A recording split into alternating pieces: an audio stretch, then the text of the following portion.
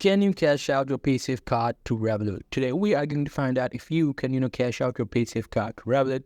So as you guys can see, we have Paysafe here. Now Paysafe is a prepaid card which lets you, get some money and you can put that money anywhere in almost any of the banks. So how can you use this to cash out from the Revolut?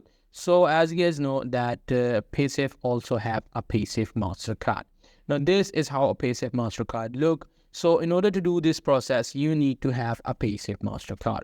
After having a Paysafe MasterCard, you can apply it right here from their website. So after that, you simply have to, go to your Revolut app. In the home tab, you have to go to accounts, and there you have to, tap on add new. And it will take you a new account, or you can do this in the previous account as well. So in order to do that, you will easily be able to see an option for add money, which is at the home page of the Revolut. You just need to tap on that and you need to enter the amount you want to add.